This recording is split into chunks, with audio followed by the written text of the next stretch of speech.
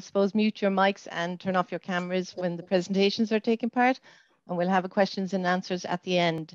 And you can put any questions you have in the chat, just so you know that, okay?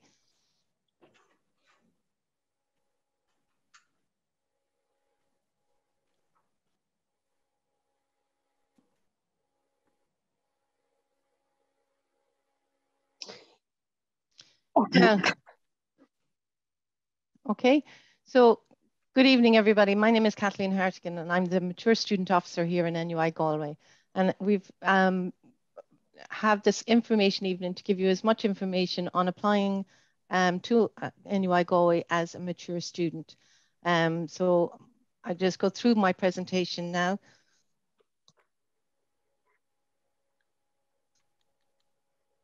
So NUI Galway is right in the heart of the city of Galway, and it's the University of the Year for 2022 in the Sunday Times. It's a beautiful campus. It goes along from University Road on to out as far as Newcastle, and we have outreach as well, buildings, and that students and staff also do lectures and take part in. Just at a glance, we were ranked as 1% of the universities worldwide in the QS World University Rankings. 5 of our research were named among the world's most highly cited researchers by Clara Vatt. 16 new buildings have opened since 2005, which has transformed the campus and given students and staff access to the very best facilities and research. 98% of our graduates are working in or further study within the next 6 months of graduating, which makes us one of the top universities for graduate employment. As you can see there, we've 278 million spend and over 110,000 alumni, which we hope to increase in time. This is the evening that we're going to present for you tonight. Myself, how to apply as a mature student. And then I'm going to have a panel of talks that some of our mature students have kindly given up their evening to spend with us, and they'll talk about their experience on applying as a mature student and coming to NUI Galway and their experience balancing, I suppose, life and college. Marie Laffey is the head of the Career Development Centre, and she's going to be doing a presentation on choosing the correct course for you. And then Nuala McGuinn is with us, and she's the Director of Centre for Adult Learning and Professional Development, and she'll be doing a talk on part-time studies that they cover. Then we'll have a second panel of talks with mature students, and which they'll mention there what, you know, the highs and lows and the challenges as well that they experience coming here to NUI Galway. And then we'll have a questions and answers.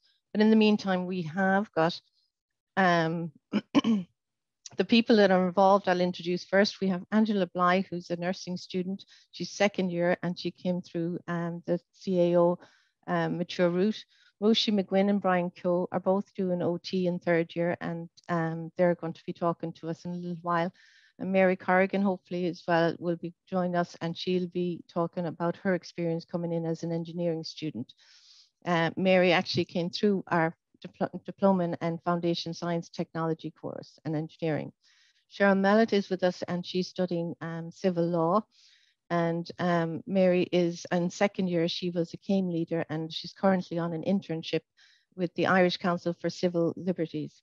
Eugene O'Flaherty, who we see quite often around the college, and is with us in the Access Centre, and has completed his BA in Archaeology and Celtic Civilization, and has a master's degree in Landscape Archaeology.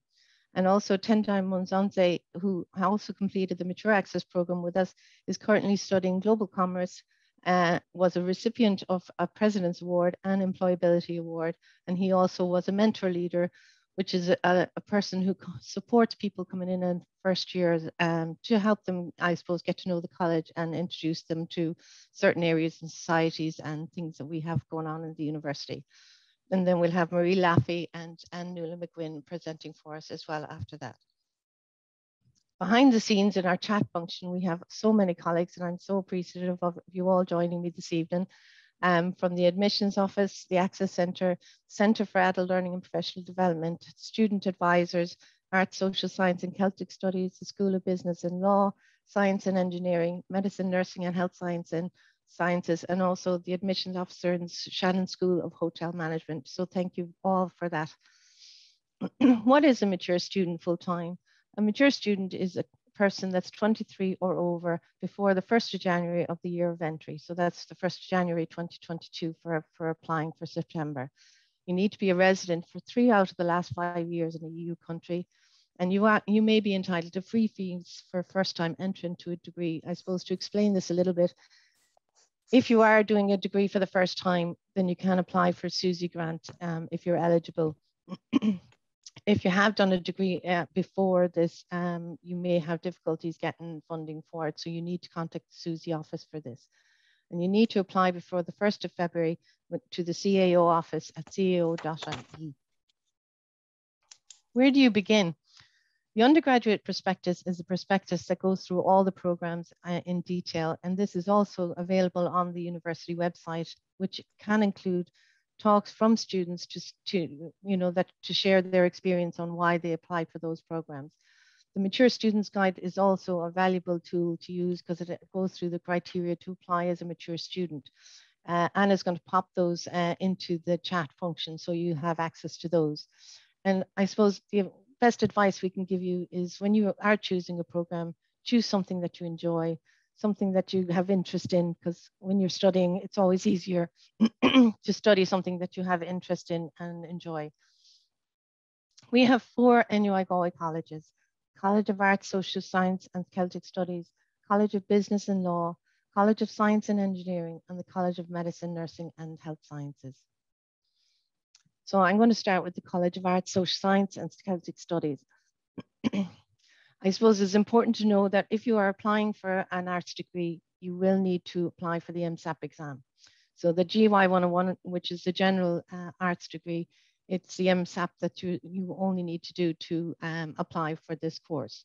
With specialist arts degrees, like say arts degree with history or psychology, the Msap exam has to be done, plus additional requirements may be needed. Also a strong statement of intent, evidence of further education, and apply again before the 1st of February. Now there is a rate of €30 if you apply before the 20th of January too, so be aware of that through the CAO. The Msap is not done by NUI Galway, it's done by Msap Ireland, and you need to apply for it as soon as possible. Saturday the 5th of March to Wednesday the 9th of March is the window that they're given. It was online last year, and there is, if you go onto the website, which I have here at the bottom of the page, you will see a video that shows you how to prepare yourself to do this exam. And the last time I checked on the website, it was 97 test fee for this exam. This is actually the brochure. I just put it here so you could see what it was like, and it gives the 3 modules, and you decide what modules you need to do to suit your program. And it gives all the information, as I said, on the website. So please do investigate that so you know what you're dealing with.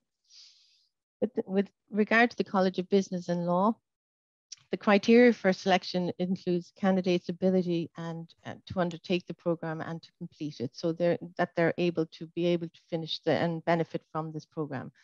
Experience and educational background are considered, and an aptitude for maths is beneficial. Interviews are not required, but a statement of intent would be required. If applying for a Bachelor of Commerce International, or like say for French, German, Spanish, you would need evidence of a language proficiency. So you would need to add that to your CAO application.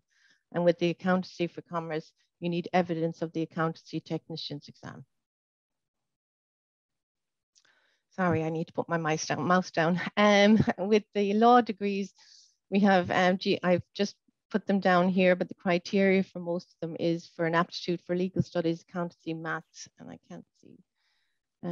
And the likelihood of successful completion. So you need to be able to prove that you are able to complete these courses. So a strong statement of intent is, required for the CAO, and also a good standard of English written and formal, normally Leaving Cert level or equivalent. And students may be required to attend an interview, just so you know that. And this, with law and criminology, it's similar. The statement of intent is required for the CAO, and a good standard of English written and verbal. So normally Leaving Cert standard or equivalent. Students may again be required for an interview. Now we come to the College of Science and Engineering, The engineering criteria is a minimum of grade C3 higher level maths, which is a H5, which is desirable for all engineering degrees and computer science degrees. Evidence of science studied at Leaving Cert level or equivalent, and IT and technical drawing subjects will be considered. So really try and add in your statements of Leaving Cert and any other proof that you have a level that's necessary for these. Sometimes they may come back to say that they recommend you do a qualifying maths exam. So you will get notification of this, and there is no interviews required for engineering. Now we come to science. The Leaving Cert Maths and Science is required equivalent for further education. And so Leaving Cert Maths and Science, please include a statement and your Leaving Cert exams.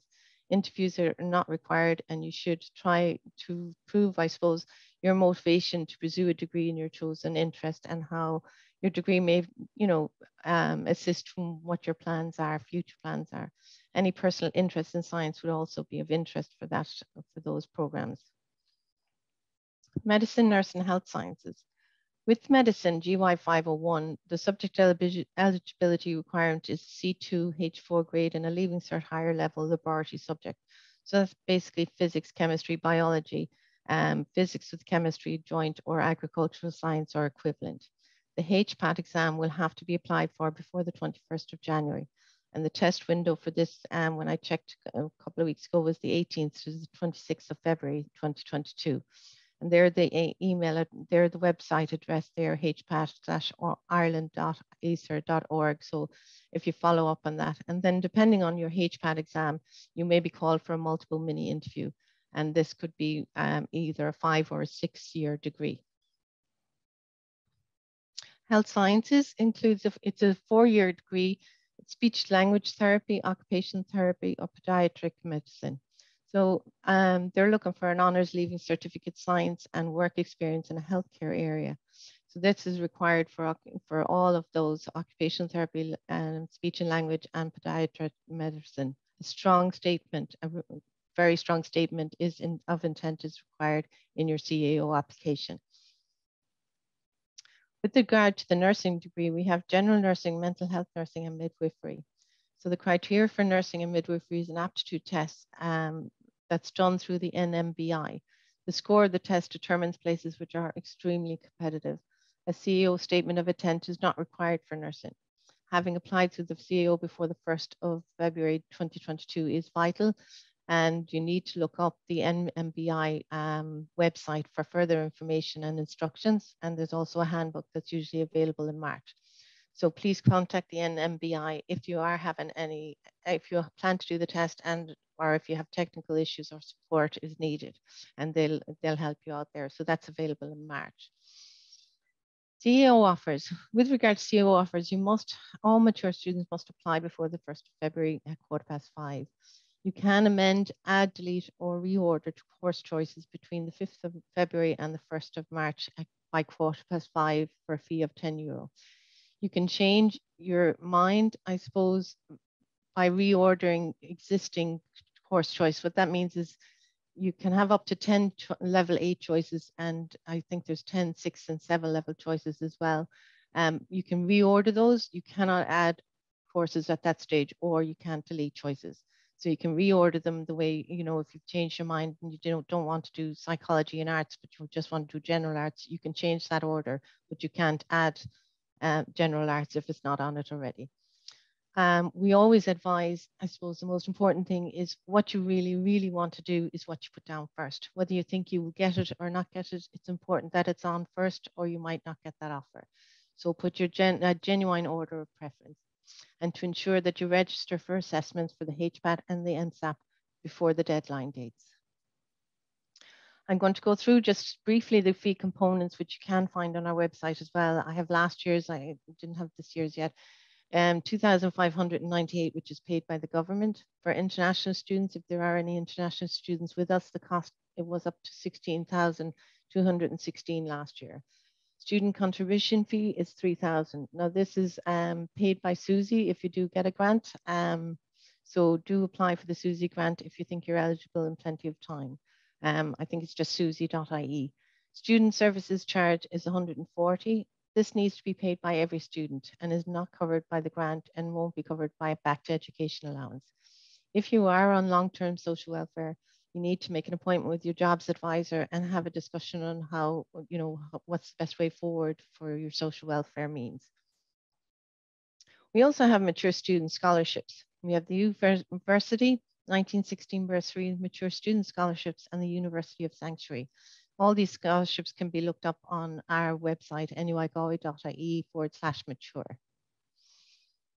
Okay, that's the program side of it. We also have an awful lot of support in the university.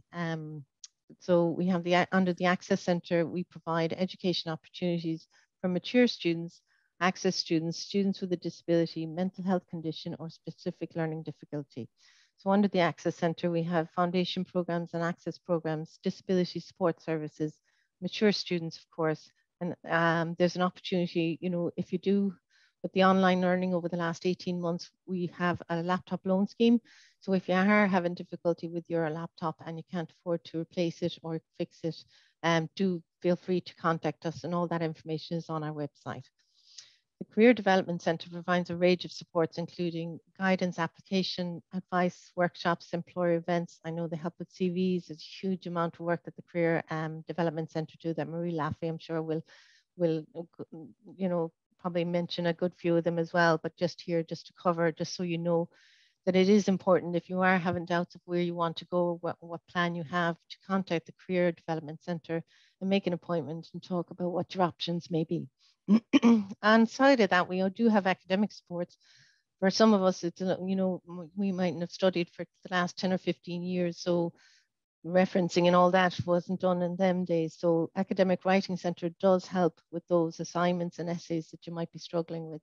So please reach out. We also have SUMS, which helps with anyone that's doing maths, to help them with, certain maths difficulties that they may be having.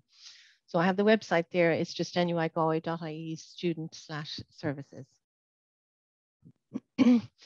Outside of all that, we have loads of fun and games under the societies and sports. So we like to think that people balance their academic study with a wide range of other activities.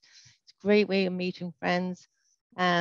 People say they have, this is how they meet long-term friends, really, and get fit in the meantime, as well as enjoying it. So we have a whole list of societies and sports and recreation that you can join. And under the welfare, I suppose welfare is a priority in NUI Galway. We try to help as many students as we can, and that covers the accommodation. We have a creche in the university, but if you are looking for a place in the creche, as soon as you are thinking about coming to college, you should contact them, because it does fill up very quickly. We also have a financial aid fund that you might be eligible for, and we also have a student health unit. Our chaplaincy office offers a range of pastoral, advisory, and social services. And we also have a counselling service that provides individual counselling, support groups, and workshops. So your health and well-being is as important to us as your academic studies. So it is really important that you find a balance, work on the study plan, time management, all that, that we would like to offer, any advice to. So again, nuigalway.ie /student-services, just as the email address or the website there. So we have, I suppose, coming up in the near future, the Postgraduate Open Day, which is going to be virtual on Tuesday, the 8th of February, 2022. And we have the Undergraduate Open Day on Friday, the 25th, and Saturday, the 26th. Now, we are hoping that we'll be on campus this year. So, but do keep an eye on the nuigalway.ie Open Days website, just for updates if you do want to attend that event. And finally, I suppose the Mature Students Office, feel free to contact me at any stage, reach out, that's why I'm here. maturestudents@nuigalway.ie, or my personal email is kathleen.hartigan@nuigalway.ie. And I have a landline at work and my mobile number during working hours. And you'll find more information at nuigalway.ie /mature. And I want to thank you all for joining us today, and the best of luck with whatever decisions you make in the near future.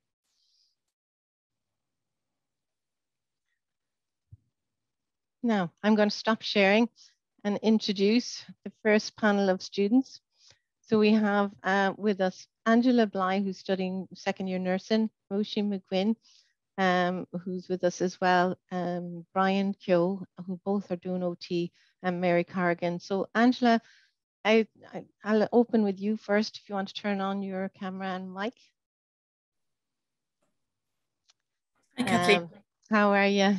Good, thank you. you. Want to just give us a little brief on, I suppose, your experience as coming into NUI as a mature student? Okay, I'm a second year general nursing student in NUIG, and I entered through the CEO route. It hasn't been without problems and everything that goes with it, but in general, it's been a very, very, very positive experience.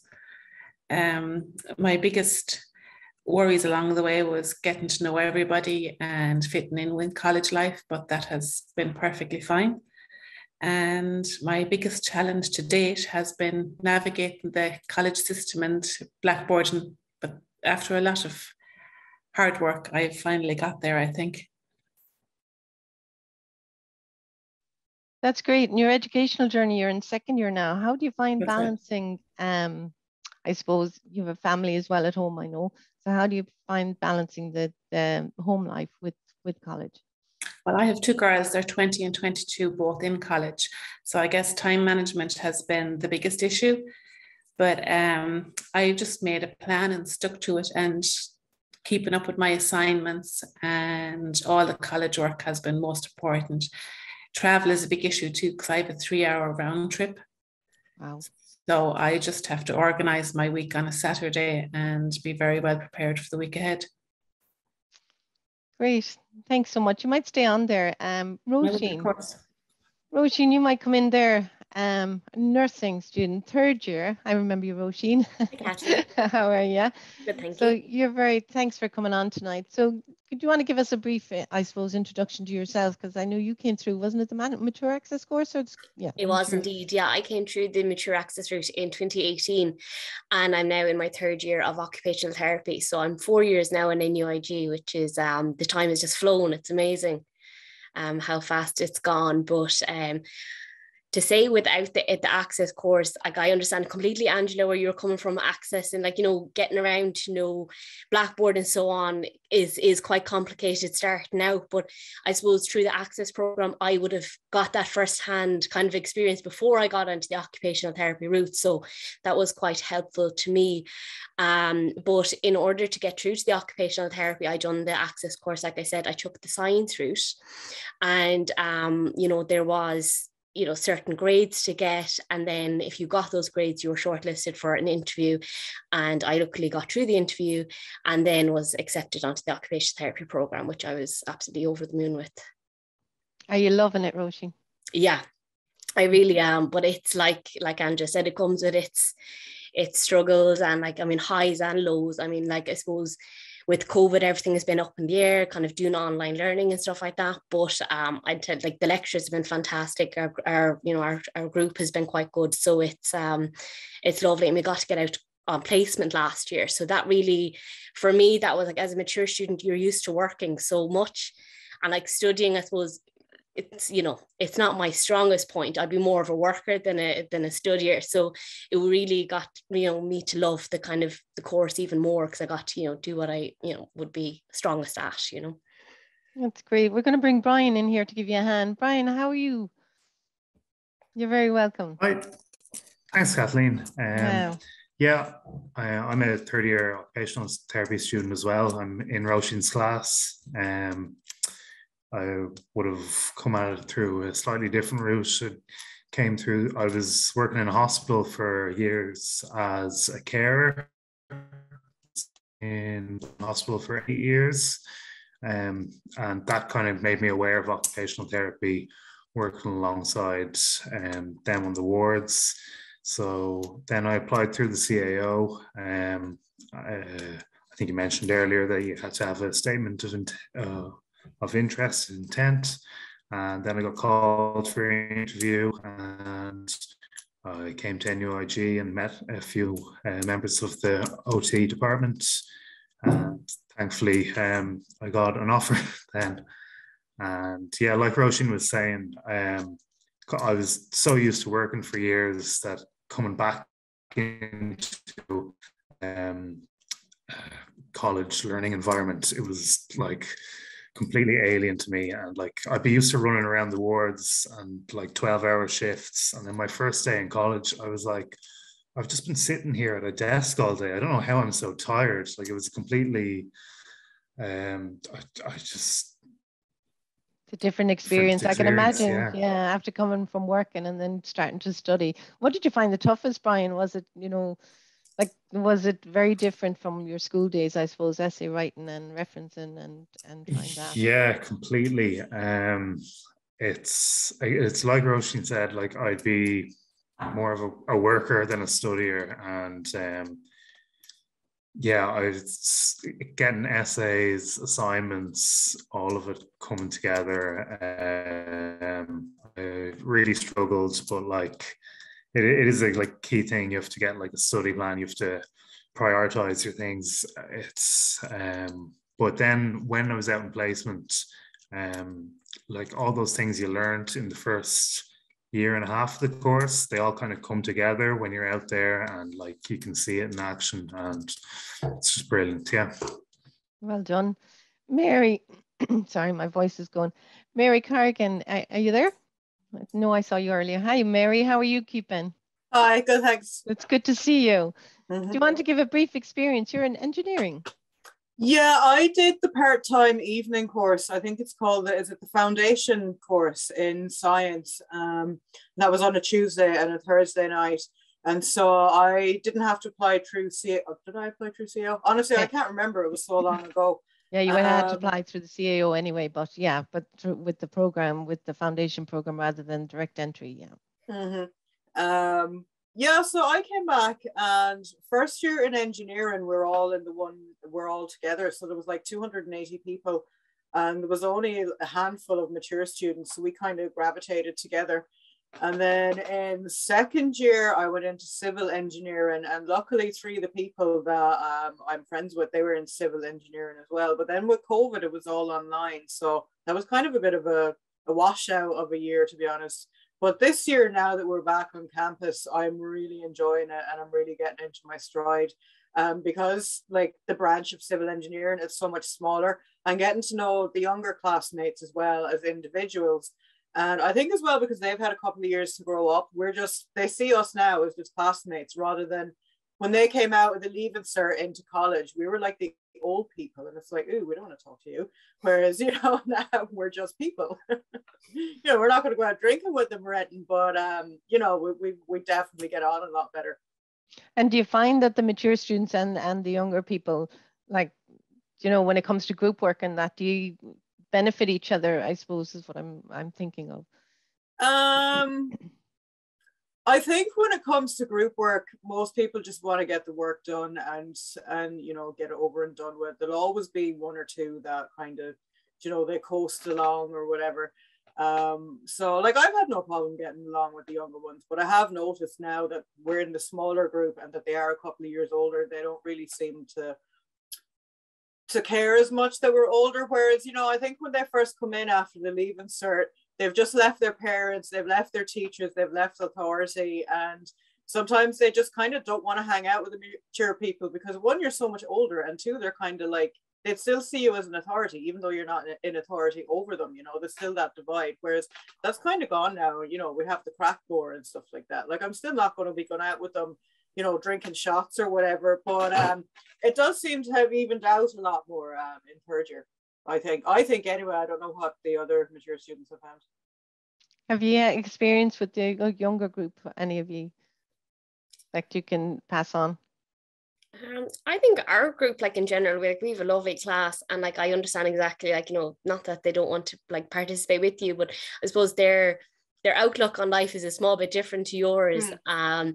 But with group work, it's actually, I think we work quite well at group work. I think the mature students, like, they bring a lot more life experience. So when you're in group work, that life experience is extremely valuable to them when they're kind of, when you're given a scenario and you're working through it, they benefit with that as well. And then obviously they're extremely smart, so they bring, a lot of it as well. So it's kind of a mixed, so it's good. Good. I think the group work has the advantage that it forces the 2 age categories to interact. And then, you know, once you're interacting, then they see you, oh yeah, you're just a person. You're not like some old person who's going to be telling me not to do this and not to do that. So the group work definitely helps, I think, personally. Great, thanks a million for that. Mary, when you came in, I suppose, what challenges did you have coming into college as a mature student initially? Well, the same as other people have said. Now, I don't have kids, so I don't have those type of time restraints. I just have pets and stuff like that. And again, something that Brian said, it's like you can be used to physical work and doing long shifts and stuff. But then when you come into college, like for the first month, you're physically exhausted. And when you think about it, your brain is your biggest muscle. And you might have been used to doing physical work. And I mean, this is no disrespect to anyone who does physical work, because I've done a lot of it, but you can be tired and you can push through it and, you know, you get through your shift or whatever. But I find personally, and even now, if I'm tired and I'm trying to concentrate on an assignment, I can't just push through it. Like once your brain gets fatigued, you know, it's a different, the mental fatigue is very different to the physical fatigue. And I know when I first started, like the first month, I'd nearly have headaches because it was so much concentration. And I mean, I know that I did the access course, but there's a huge difference between doing 3 hours on a Tuesday and a Thursday night and then doing, you know, 60 hours a week between assignments and lectures. So yeah, that would be the big thing. Can I ask a question to all of you, and feel free, whichever one wants to answer. Did you know, like, how did you decide on the program you wanted to do? Did you always want to, like, say, Angela, did you always want to be a nurse? Did you want to be, you know, study occupational therapy? And did you always think of doing engineering, Mary? I always do. Oh, sorry. Sorry, Mary. I always wanted to do nursing, and I kind of put it on the back burner for years and years. And I had worked in various jobs, and then I was working as a carer for the past 15 years. Okay. And because my daughter was very ill, I'd kind of been in every hospital in Ireland. So I had gotten to see the other side of the coin. And that definitely made up my mind that, yeah, this was it for me. You, Mary, go ahead. Yeah, I'd always wanted to do engineering. It just didn't work out when I was younger. So it's, you know, getting there eventually. And Brian? Sorry. Yeah, go ahead. I'd say I was probably working in the hospital for probably a year or two before I even knew what an OT was. So it was, I think normally I'd be working on all different wards all over the hospital, and I got one, like, shall we say, like 9-month stint in just the stroke wards, and I was seeing the same patients again and again every day, and like over that like long period of time, I'd see them getting better and better. And the OTs be coming in every day, basically rehabbing them to a point where they were well enough to go to like a long-term rehab facility. And I just thought, like, that was incredible, and just like, if that could be. Well done. No, that's brilliant. Yeah. And Roisin? Yeah, well, I was a dental nurse initially for about 5 years, and then I had first-hand experience with occupational therapy with my mother. So I've seen them kind of come in and kind of help her, and like, I suppose, help her live independently at home. And I suppose that has affected everyone, I suppose our whole family. So I kind of wanted to be that person for another family. Like, I suppose it's brought so much help, and like it's improved my mother and like everything. So I suppose that in hand, I kind of wanted, I was always kind of looking at OT, but I didn't know, was I ever, I suppose, good enough to get in or whatever, because there is quite a, you know, like a strict criteria. But yeah, no, so I suppose just being firsthand, and then I got to sit in on a couple of the lectures prior to applying to the CAO and everything. So it kind of really did make up my mind for me to, you know, want to be out there helping other people. Well done. Does anyone have, before we have about 2 minutes left on your panel, anyone have any tips or any guidance that would benefit anyone else online that's thinking of taking the plunge and coming to NUI for a full-time course? I think if you do decide to come, and if you start getting stressed out in any way, contact the counselling or the disability services immediately, because it's better to get ahead of these things. And there's no shame in it. Like, I'm registered with the disability services and I've had counselling before. And my only regret is that I didn't do it sooner, because you're better off sorting it out while it's just a feeling of being overwhelmed before it becomes a catastrophe and it affects your exams and stuff like that. I think there's an awful lot of support there for students, but you just have to go and ask for it. Like, they're not going to know you're struggling unless you make them aware of it. And I found all the lecturers have been really good, and everyone's very discreet about it. It's not like, you know, people are going to be shouting at it or pointing at you. So that would be my advice, is it's very stressful transition, and just look after your mental health. That's great. Anyone else, any tips? Kathleen, there's a Facebook page for anybody who wants to apply to nursing. It's the Roller Coaster Nurses and Midwives on Facebook. And it has been an immense help to me, because it is all the mature students countrywide, and it is very, very, very good Facebook page just for information and any advice that you might want. That's brilliant. Thanks for sharing that. My two OTs. I would just say, if you have any thoughts in your head about going and doing it, I would apply anyways, because I think sometimes you're thinking about it too much and you turn yourself off it. So I think any thought at all that you want to go back, definitely apply, because it's 100% worth it, and the years fly. So don't think about 4 years in an undergraduate degree. It absolutely flies. So just, yeah, that would be my advice. Thanks, Roisin. And Brian, you're the last word on this panel. Yeah, I think kind of covered most things there. I'd reiterate what Mary said there, but like include, like, even just talking to your lecturers and like anyone, if you're having trouble with anything. I found everyone in the college really helpful with any issues. So like, don't be afraid to speak up. Thanks a million. Thank you all for sharing. You might pop back in again for questions and answers at the end. So I want to thank you though for sharing all your experiences, with everybody here. So thanks a million. Next, I suppose on the schedule is our Marie Laffey, on the head of Career Development Centre, and she's going to do a presentation. So while you're doing that, Maria, I'll leave you in peace.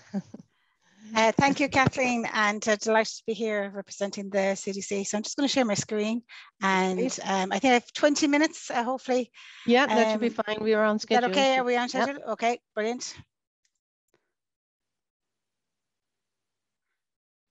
I'll just get my presentation.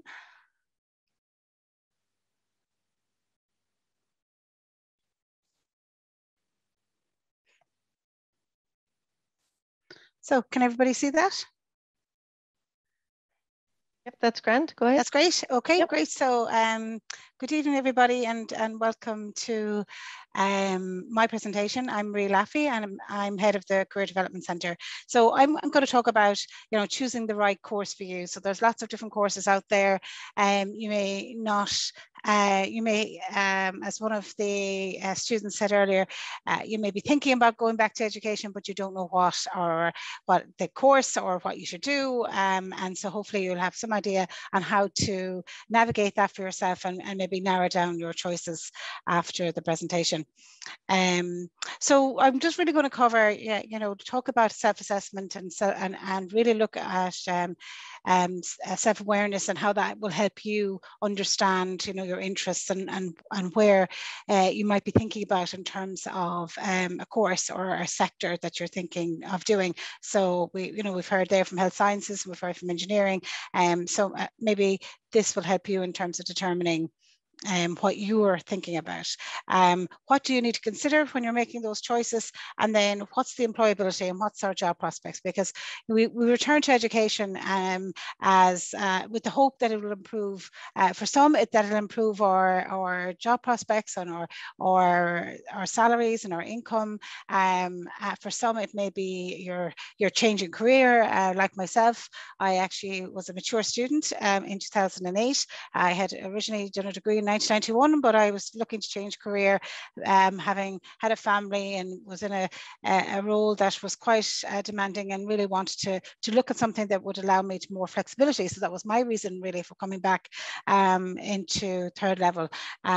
So, then what were my job prospects in terms of that?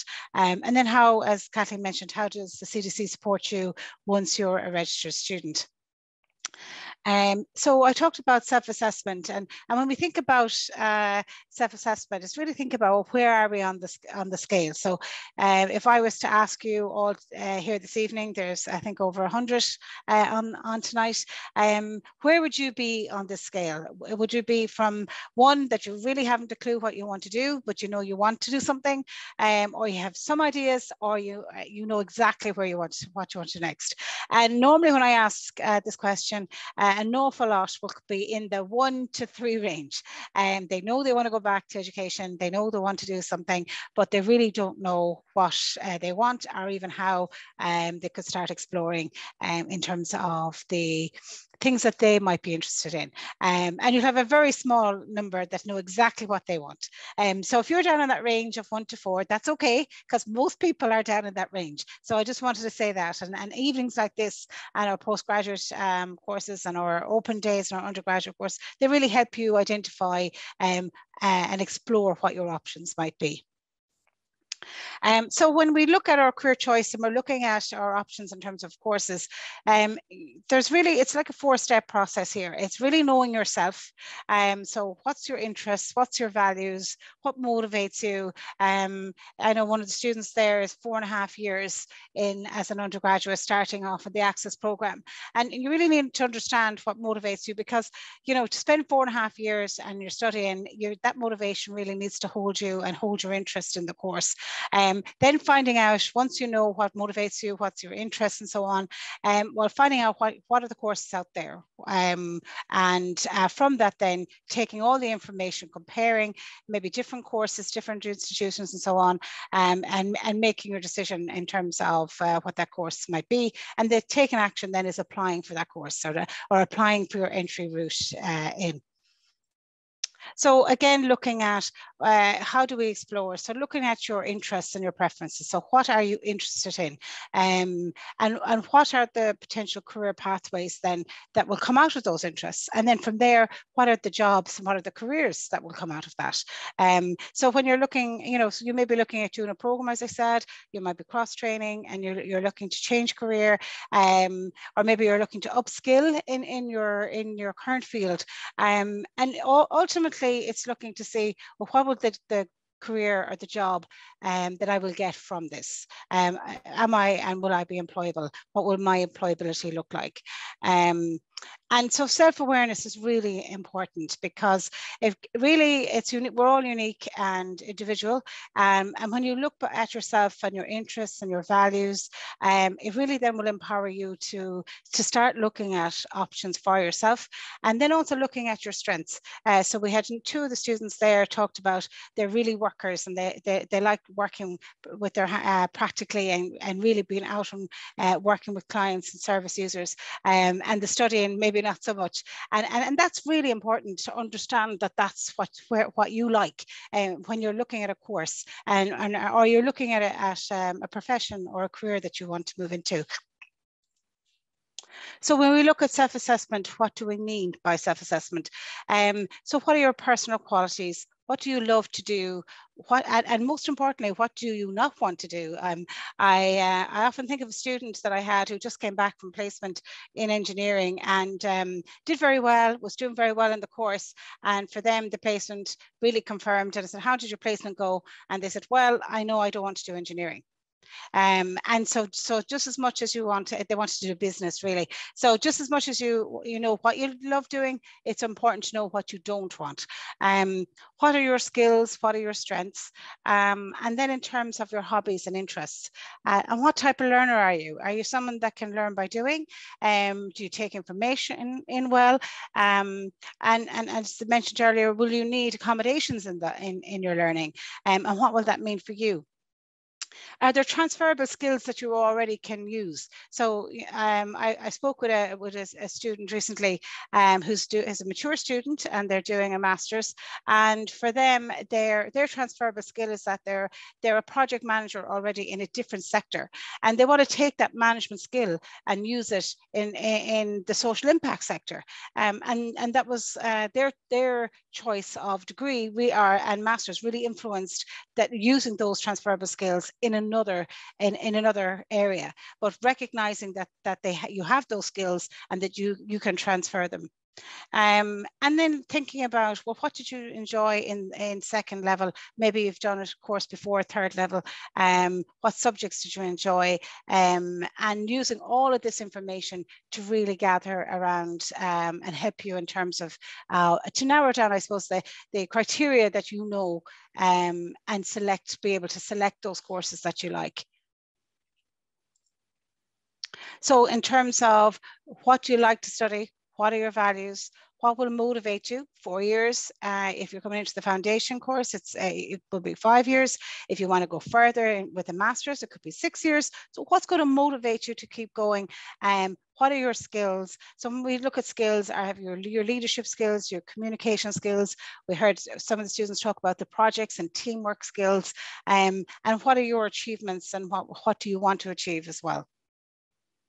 Sorry, I just went back there. So sorry. Okay, so then when we look at that, we look at your aptitude, your interests and your values, and then where all that collates then right in the center, as we call our career sweet spot, is what really helps you then in terms of narrowing down the courses or the programs or the areas or the sectors that you're interested in. So then looking forward then in terms of you've gathered all this information and you need to now explore and you've found out the information. How do you make the decision?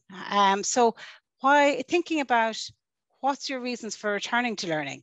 Will you be up for it academically? Often, if you've been out of or if you haven't had been in formal education for many years, it can be quite daunting in terms of taking on a course. Is it the right time for you? Have you family? Have you commitments? Is it working full time or part time? Will you enjoy it? Is it the right course for you? And are you ready for it? So these are all factors that you would need to consider in terms of your course. And there are many different sources of information that you can actually look at. So in terms of looking at the list of courses that or list of professions as well, that you may be interested in, that coincides maybe with your interests, coincides with your values, coincides with your career plan for yourself. So Qualifax is a great website in terms of information about different professions, different courses and so on.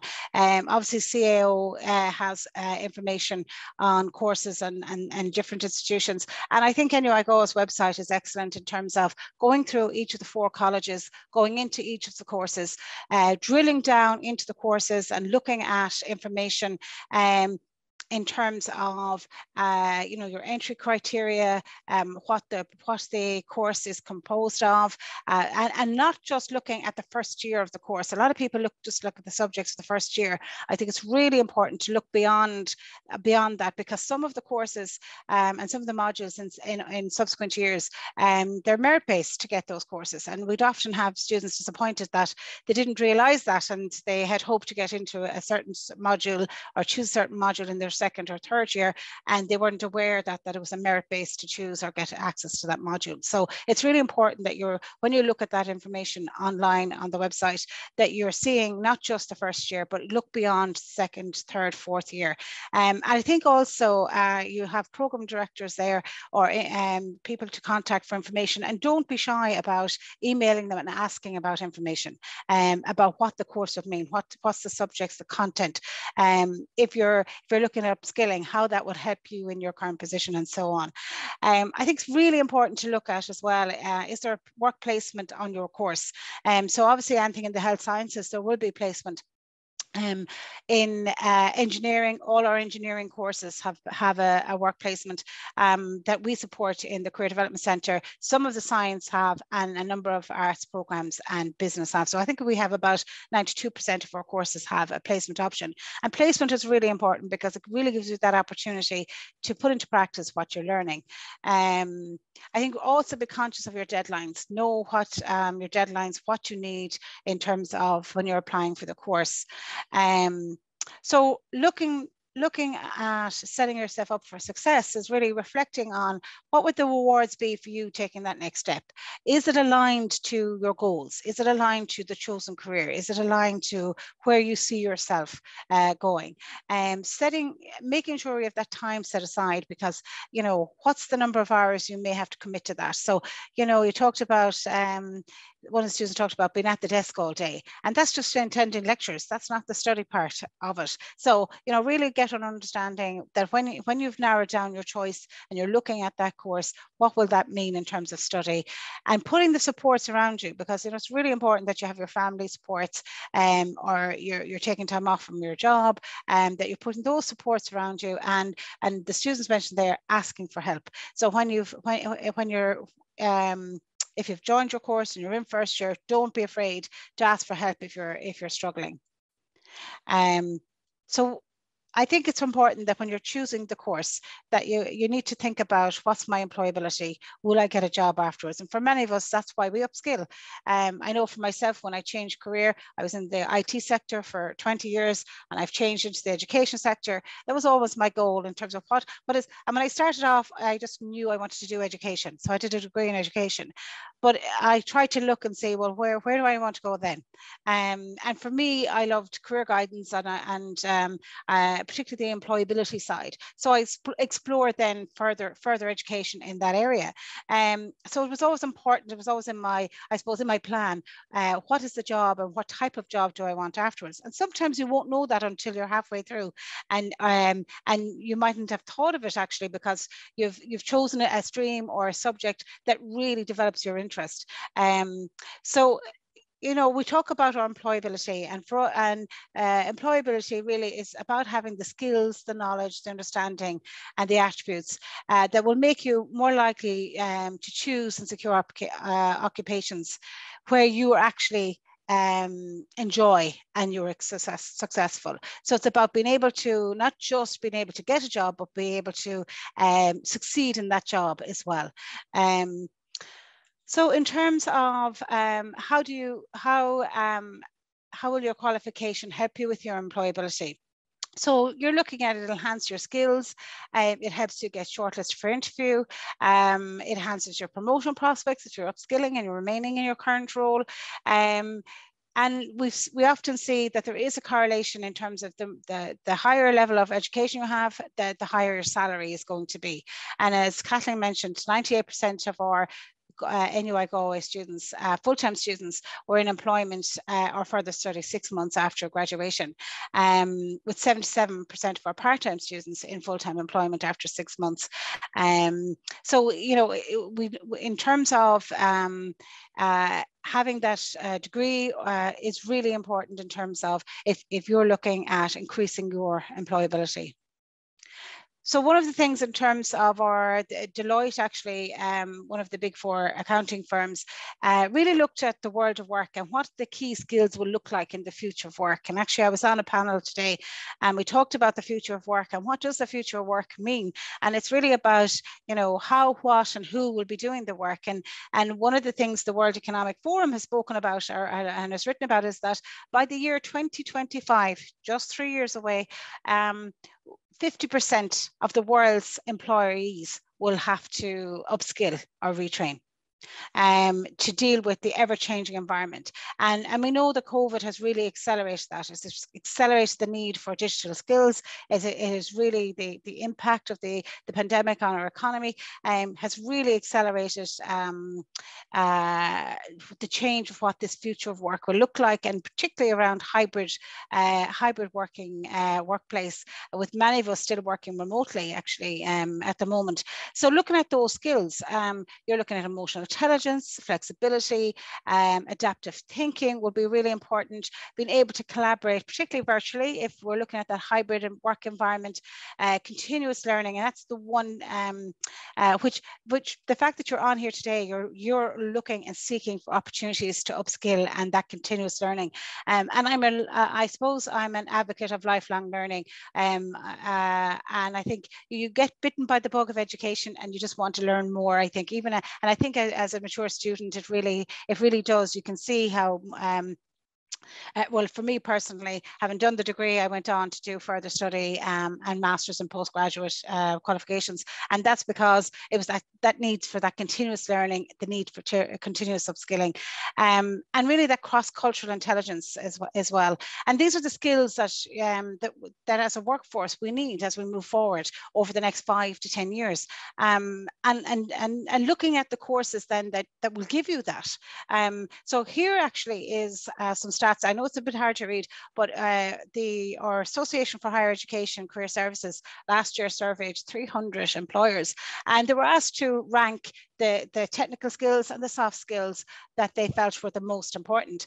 And you see there, I'm just going to call out the first three. It was analytical thinking, being self-motivated, which you really need when, particularly as a student, and if you're a mature student, that you're balancing other commitments as well. Collaborative flexibility and working with complex situations, and qualifications related to the job. And then looking at our soft skills, it's a positive attitude, energy, the ability to cope with pressure, work ethic, reliability, and seeks opportunities for continuous learning, which here, as for many, will already be working in work environments. And these are the transferable skills that I spoke about earlier that you will be able to bring in as a mature student, and then further in terms of your career as well. So I think it was important really to show those skills, and these are the skills that we, you know, as NUI Go and looks and designs courses, you know, these are the skills that they have in the background that they want students to graduate with. So I talked about placement earlier, and I really think placement is so important and is an important aspect of your course. And when you're looking and choosing a course, I think it's important to look at a course that will offer you that placement or a work-based learning opportunity or field study and so on, so that you get that opportunity to put your theory into practice. It increases your employability because you're gaining very relevant skills. And what we find is our students with placement are actually shortlisted by employers when they're going in for interview, because of the fact they have had that placement in, and with many of our students actually coming back with job offers. And I see Tendai is on the call, and Tendai would have been one of our placement students as well.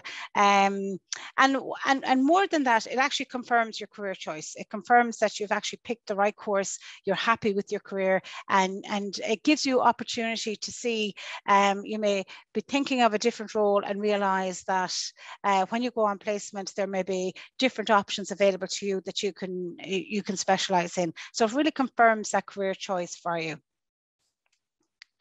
When in university, you're going to get the opportunity to develop the skills that I spoke about earlier in terms of your group projects, debate, research, presentations, interaction with your class, or perhaps some students will go on Erasmus, and also looking at an awful lot of the courses have opportunities for employer guest lectures, being able to attend conferences, as I said, placement, working on industry projects. And so all of this, whether it's full-time or part-time, really help build the skills that I spoke about earlier that employers will be looking for, particularly in that future of work.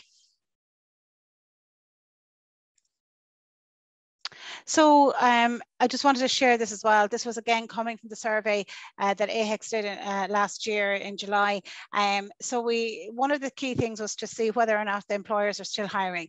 And you know, this was done, I think, in July last year, and 75% of employers are actually recruiting more or the same as last year, with only 9% saying that they're going to recruit less. And in fact, actually, we did the survey, again, I think that 75% would be much higher. It really is a buoyant labour market at the moment in terms of employers, and we're seeing that every day with careers in terms of we have our career fair in October, and with the highest number ever of employers attend the fair in October, so much so that we're actually putting on a second fair in 2 weeks' time, with again huge demand from employers to connect with students. So you see there in the areas and the disciplines that they're looking at, 12% of the employers that were surveyed want to hire from any discipline. 33% business, 26 ICT, 18% science, and 9% health sciences, and so on. So it just shows you that in terms of where the interest is coming from in terms of employers, and the market is very, very strong at the moment. In terms, I'll just put this in terms of graduate salaries. So we're seeing an increase in graduate salaries where graduates are on average in around between 29,000 at an undergraduate level, over 30,000 master's level, and then over 35 PhD. And I would say we will see that increase again at an undergraduate level. I wouldn't be surprised if that's going to go up to 32 to 35,000 next year or this year, because of the fact of the demand for talent from employers. So I think that's going to go up much higher again in July. I would expect to see it increase. Particularly, I heard that there's is it a 10 to 20% increase in salaries on the news this evening? So that would be really nice. So how do we support you in terms, once you've come and you're a registered student? We have really helps, our motto is to support students to make successful transitions towards fulfilling careers. So we like to think we bring you clarity, we connect you to employers, and we help you compete. We have added quite a lot of AI tools to our service to really help and complement our service. So the type of things that we work and support, we provide career guidance and information. We have career fairs, we schedule employer events, we have an employer of the week every week so out of the 10 weeks of the semester. We support placement of, I think it's 37 programs at the moment, and that's both at undergrad and master level, with a lot of demand coming for more support. We have an employability award for students who don't have a placement.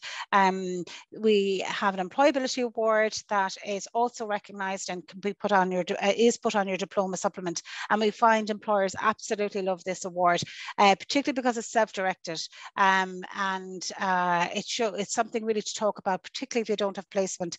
We provide advice on further study. We have an award-winning actually transition to employment program, won an international award last year, where we help our students with disability or mental health challenges and their transition into employment. So whether that's a student going into placement, whether it's a student going into a graduate position, or maybe a student that needs support going into just a part-time job. So that's something it's actually coming up in this February, where we run a 4-week program to support our students with our disability office. We work together to deliver that. And then the CV interview support as well. So just looking at, we have how we help you in a little bit more detail, your CV, your interview skills, advice and guidance, subject choice, particularly if you're in first year, you're moving into second year. As I said, say science and arts, you may have to pick different subjects after first year. So we give advice in helping you to decide what subjects you would might be interested in, and we support you with guidance if you're unsure of your course. So particularly this year, we've seen a lot of some second years who came in and they were working remotely for the last year, and maybe needed a bit of support if they were unsure about their course because they hadn't been online yet, or they hadn't been on site yet. So we would support students in that area. We have a jobs portal, so all the employers would actually advertise all their jobs on our jobs portal, that would be summer internships and graduate positions. We have e-learning modules related to CV and interview skills. We have digital tools as well that support that, and mock interviews. We give you information on your occupations of graduates, the different career paths you may take, or further education you may need if you wanted to specialise. We run seminars, open seminars about careers, for example, rock your profile in LinkedIn, resilience, looking at making the most of your last semester, and so on. And as I said, we look at our recruitment fairs and employer of the week. So we give an opportunity for you as well to meet with employers. We have probably a database of thousands of employers, but about 5,000 active employers in any one year. In semester one this year, we actually added 195 new employers to the database, and we're meeting with, I would say, employers on a daily basis who are really looking to connect with NUI Galway. And it really, it's evidence of the market out there at the moment and how buoyant it is. And the recognition by employers of the talent of NUI Galway students, and particularly, you know, across all sectors. So we give you those opportunities to network with employers, and as well, also if you're going on placement, we support you with that. And I think that's it. I'm not sure, did I go over the 20 minutes or Kathleen? But that's it for me. And I just want to wish everybody best of luck in their next step as you start that journey. I know it has been a very rewarding journey for me. I think 14 years ago now, and definitely for me, I was bitten by the bug of learning, and I'm just taking a break this year, having completed another course last year, but wishing you all the very best of luck. Thanks, Marie. That was brilliant. Thanks a million. Yeah, no, you seem to be spot enough on. Well, I think we were a bit ahead of ourselves in the panel anyway. So thanks a million for that. You might come back and join us for questions and answers. Absolutely, yeah. Okay.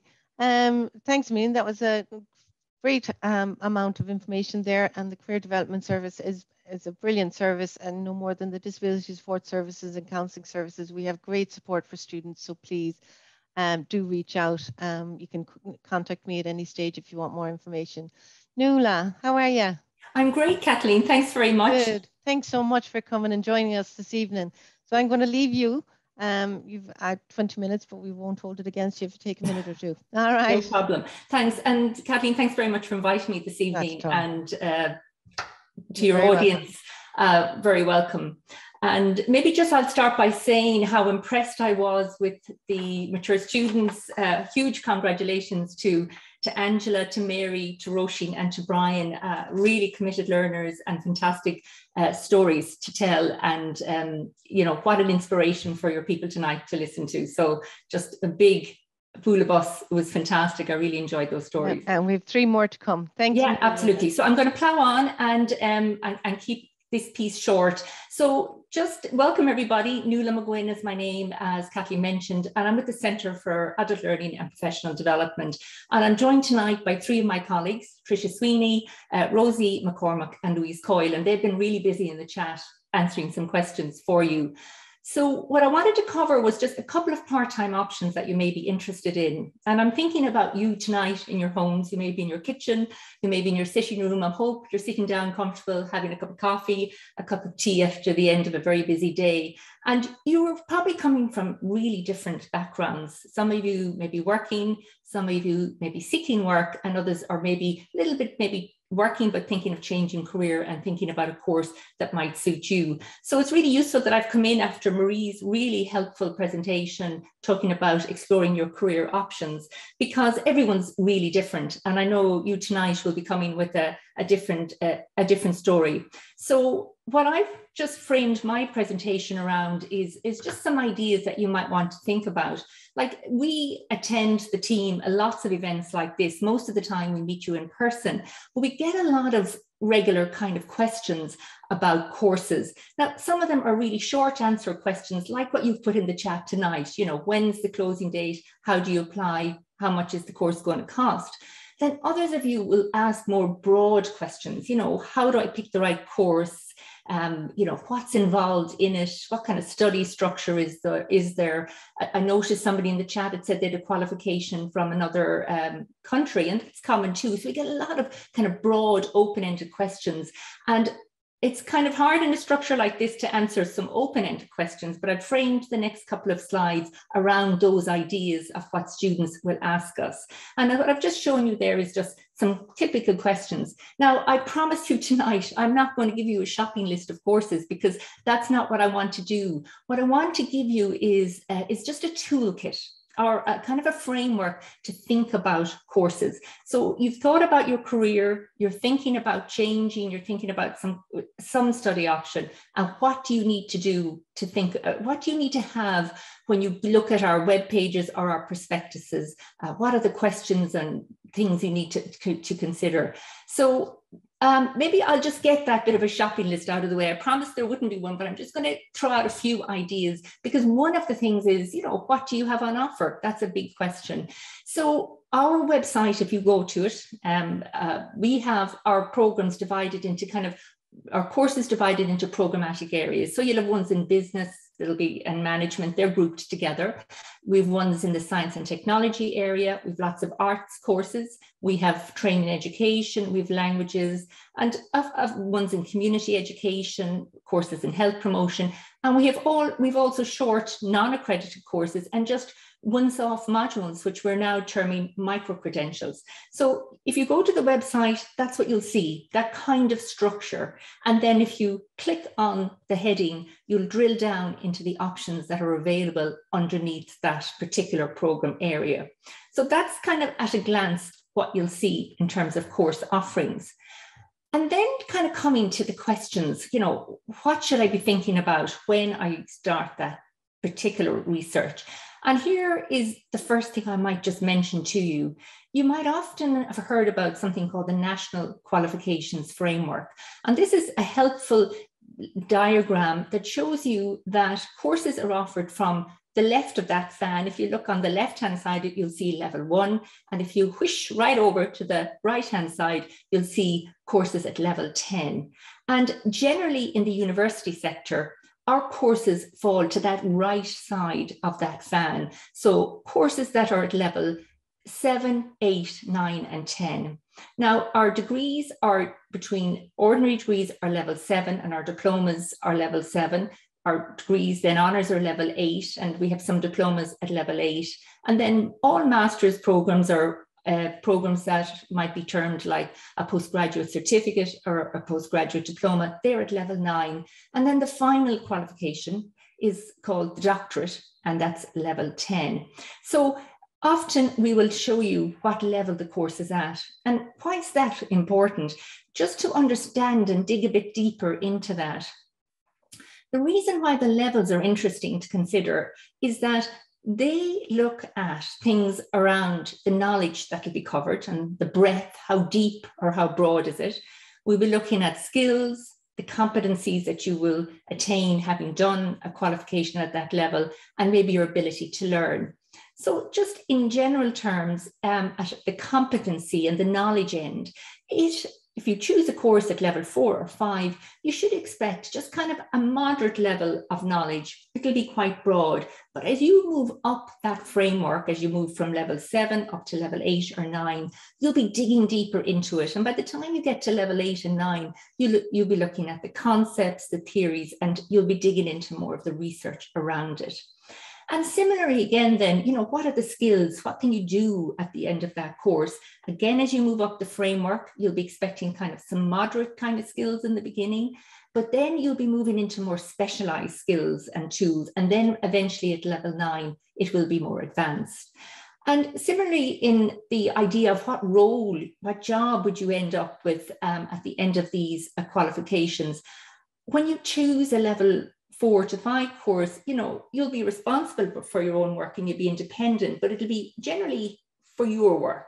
But then as you go for a higher qualification, you'll be taking responsibility for the work of others, maybe like a team lead.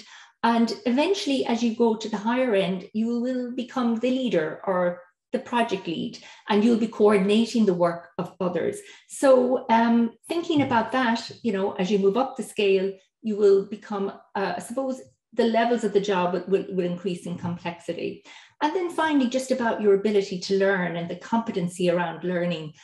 When you're at level 4 and 5, you'll be in a managed environment, you'll be given a lot of direction around what specific areas you're covering. But when you go into the university sector and when you start working at level 7 and up, you'll be doing a lot of research and you'll be finding knowledge yourself and maybe even researching and doing surveys which will give rise to primary knowledge. So you'll be very much so responsible for your own learning, and you'll be creating knowledge, particularly if you choose something in the more research area. So the levels are important, and it's good to check it out what it is that it's being offered. And you'd normally expect somebody who has maybe a level 6 qualification already to choose a higher qualification the next time. If you have level 7, you know, you're usually trying to go up the ladder in terms of level of awards. So a very common question I'm asked, and it's a really understandable question, is people say, you know, will I be able for the course? You know, have I time? I'm a busy worker, I have a busy family life. And it is understandable that these might be a very basic but very real concern. And what I would say to that is, if I meet someone with those questions, is I always say, let's break this down a bit. You know, one of our students, I think it was Roisin, who said, don't think about the 4-year course. You know, it does pass quickly. And similarly, we know that we can break our courses down into very manageable bite-sized chunks, if you like. So when we have a 4-year degree, we offer often a certificate at the end of first year, or perhaps at the end of 2 years, a diploma, and then you can continue on and do another 2 years to get your degree. So it is flexible. And one of the questions in the chat was, well, what's the difference between a part-time and a full-time degree? And that's one of the key differences. We have these exit awards that facilitate somebody to stop off their learning and jump back on, should the time not suit them to continue on for the 4 years. And probably the other big difference is that some of the subject areas that are covered on the full-time degree are not necessarily available in the part-time option. It can change. Again, in our master's courses, we have this stepped approach. You have a certificate year in the first year, the second year can be a diploma, and then a research component the 3rd year for the master's. It makes it so easy for somebody to jump in and jump out. And then if you are somebody who has a degree already, and when you did your degree or a previous diploma, maybe the content area wasn't what it is today. So new thoughts, new skills have come in, new areas of study. So things like automation and perhaps AI, artificial intelligence, wasn't available or wasn't covered in your previous degree. If it was 10, 15, 20 years ago, it most likely wasn't. Well, you can come back in what we term and complete what we term a special purpose award, a specific award that's very narrow in its skill set, but very deep and goes into that area for a level that you need for your job. And then if you're somebody who really has a number of qualifications already, or maybe has just a need to do something very small, like a bite-sized chunk, like a module, we offer continual professional development modules, CPD modules, or micro-credentials, really tiny awards that somebody could take for a particular skill set. And you could do those perhaps over 8 weeks. They could be over even shorter, even over 5 weeks. And they're very manageable, and they do enable somebody to come back and pick up a skill as and when they need it. And maybe just to break that down a bit more, I talked to you there about our degree, bringing maybe a diploma option or a full degree. And this is an example of the BSc in Science and Technology Studies. And again, we had a question in the chat about what is that course, because there's a part-time foundation diploma in Science and Technology Studies, and that's the course that Mary Corrigan did and went on to do full-time engineering. But perhaps you're somebody who can't do it full-time. So our program has a 2-year diploma cycle, and you can see that there are a number of core modules, the 16 core modules, and then you can do elective courses, pick and choose areas that are of interest to you. And you can continue, and that actual diploma cycle can be done over 2 or 4 years. So again, it's very modular, and it depends on your need and your availability to study in the full set of modules each year. And the degree cycle then is another 2 to 4 years. And in that you do a set of core modules. They range from product and process development down to regulatory compliance, but also you have an option of doing an elective stream, and you can choose automation and control, you could do something in medical device science, or you could do something in corporate environmental planning. And I think one of the big differences between the full-time degree structure and the part-time is not only the subject choice, but it's the pace that you take that course. And this is a good example of something that's modular and can be done over 4 or 8 years. And the average person would complete it in about 5 years. So it's quite flexible and it can work around your professional and family life. Looking at a few other examples, and I mentioned these special purpose awards, the 1 year or 2 years, they're very narrow in their focus. We have courses are in the area of change management, technology enhanced learning, another diploma in learning and development. They're done over 1 year and they're 30 credits. But we have 2 year fully online courses as well. We have the diploma in management, the diploma in marketing, and somebody else asked about that earlier. And then we have a higher diploma in business studies. So for example, if you are a graduate already and need business for your job, you could be a science person, you could be an engineering graduate. And if you now are in a management position and you want to get a management qualification, you could do either the diploma in management or you could do our 2 year higher diploma in business studies, which is what we would term a conversion program. So it really gives you examples of how students have just done short programs for 1 year, added to an existing qualification, or for an example, in the area of the diploma in management of marketing, if you want to do those two or one of them, you can continue on then with credit to do the part-time BCom. So again, a great option for somebody to put their toe in the water, take a 1 or a 2 year course, and then progress to a further degree if that's what they want and if they are able to do it at that time. There was a couple of chats there earlier around blended learning and online learning, and things have really changed. I think Marie mentioned about the pace of change over the last couple of years, and mentioned areas about, you know, that really in 3 years' time, those skills that we need now, we don't really know about them yet. And we will need to continuously uplearn or upskill. So the blended learning really works for people who want to combine the work and the family. And ways in which we've done that is through the blended or online learning model. So I'll just chat to you a bit about that, because again, it's a really common question. If I'm choosing to do a diploma in Irish Studies or a diploma in archaeology and it's fully online, well, what does that look like? And what will my interaction be on a weekly basis? So here I've set out kind of the 2 examples of online and the blended, which has a bit of a face-to-face component. So if you're doing a fully online course, what you should expect when you come into that online learning environment, and it was mentioned earlier, it's called Blackboard. That's the virtual learning environment that NUI Galway uses today. And it's something, I know when I went to school, a blackboard was just that, a black chalkboard. But now Blackboard is our friend in the online world. So what you'll expect is that the module will be clearly outlined. You'll have an overview. You'll have the content of the module listed per topic. In some cases, it can even be listed per week, so it'll pace you in your learning. And there'll be a lot of materials available. You'll have podcasts, audio recordings of some of the key topics in the course, and there'll be some recorded videos as well.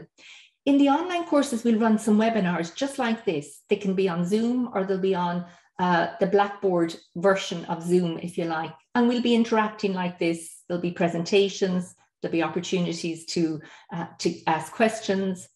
We often use breakout groups in the online learning classroom, where you can meet just in a small area and discuss a topic and come back to the big group again.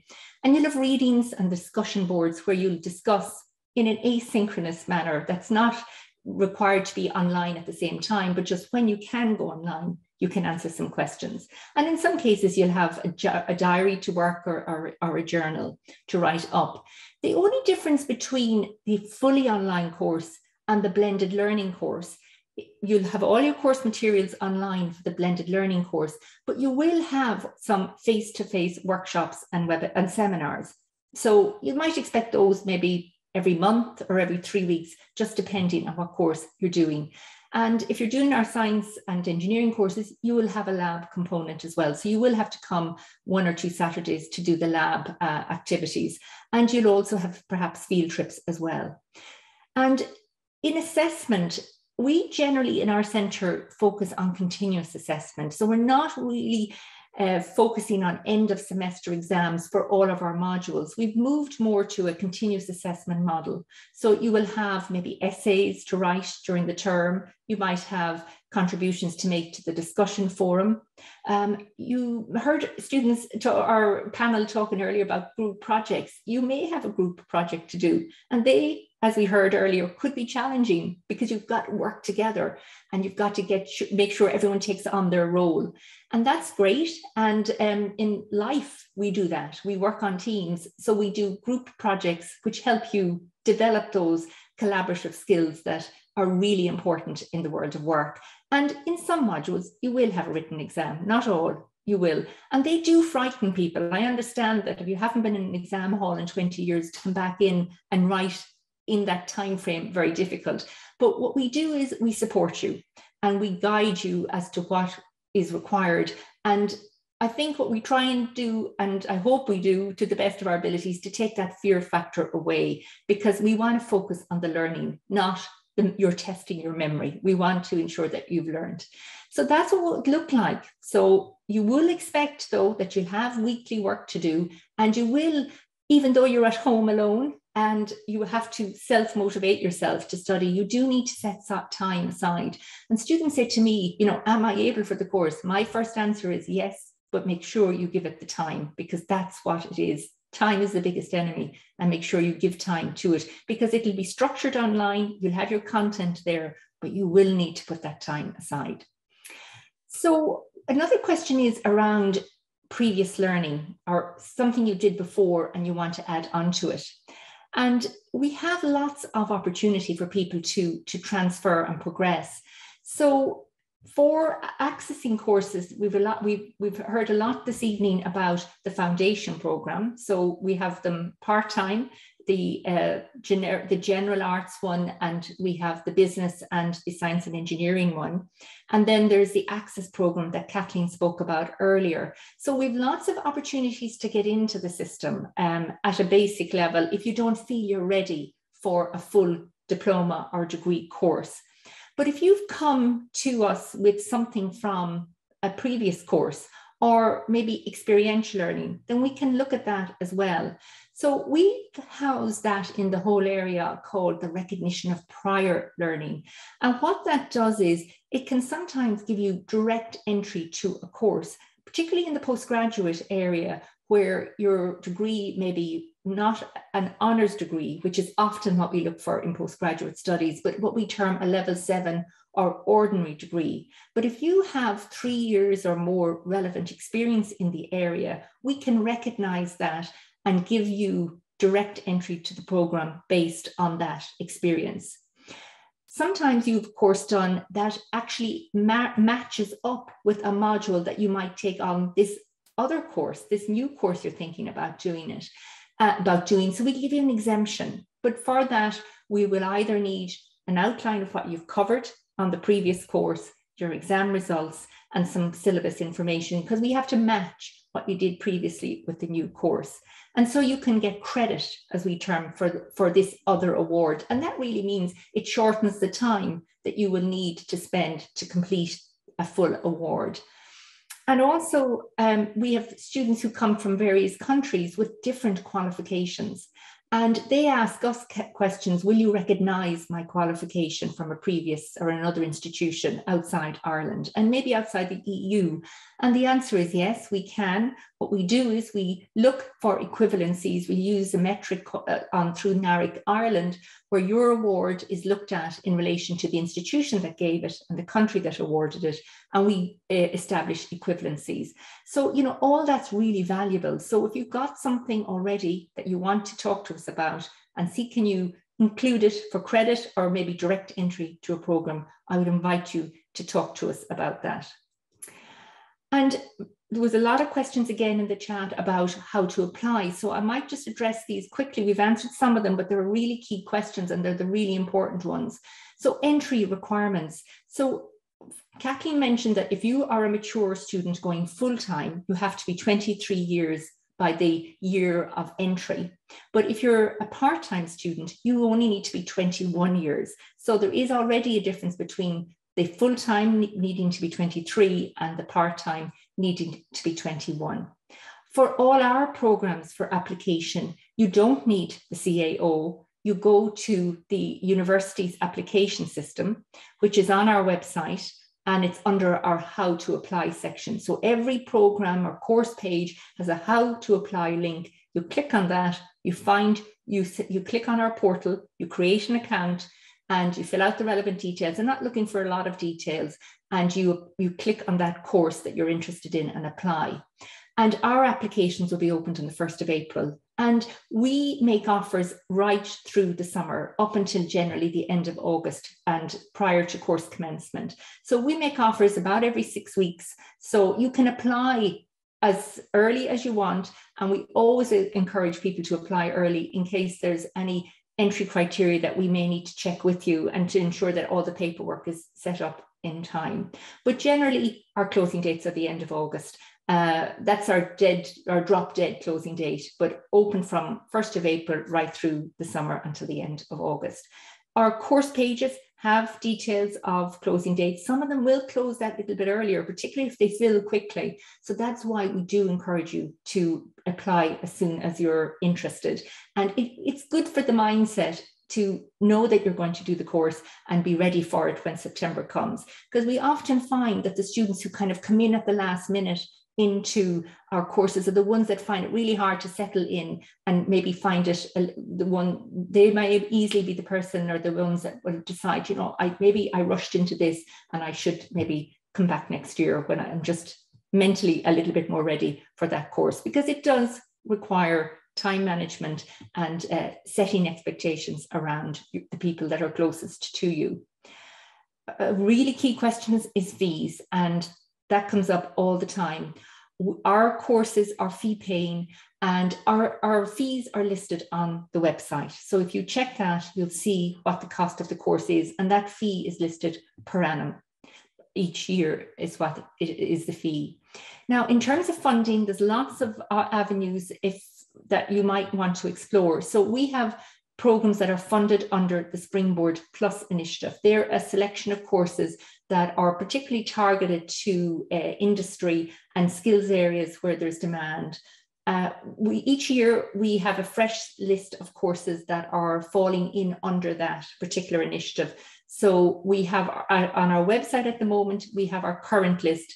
We are applying for funding currently at the university, and we'll know towards the end of March what the new list is for 2022. But there's also some SkillNet opportunities. So SkillNet are industry groups that join together to meet their skills needs and fund courses. So if a course is funded through a SkillNet, we'll note that. And what happens in that instance, the students pay their fees through SkillNet and get a discounted fee. So it's another way of seeking some funding. We have scholarships. So if student is in receipt of a social welfare payment, we give a 30% discount on the tuition fee. And we have students who apply for that every year, and it's a real help for them to be able to gain that discounted fee. Now, Kathleen mentioned University and the 1916 scholarships. They're open to the full-time students and they're open to the part-time students. In the university, they're for candidates who are first-time entrants. So if you've a qualification already, like a degree, then you won't be eligible. But if you haven't, and if you're a first-time joining the higher education system, you can certainly apply. And the 1916 scholarships are for students who are in a socioeconomic disadvantaged group. And our 30% club scholarships are programs that are incentivized for application for women. And they have been, so far, the ones that we have been involved with have been around the area of business management and leadership. So details of those are on our website as well. And my last thing to say to you today is that a lot of what we've talked about is probably for courses that are starting in September. And here we are, January, new start. I'm sure many of you are interested in getting off the blocks and wanting to start something. So I would encourage you, don't wait until September to jump into that full course. There's some other options open to you tonight that you can think about.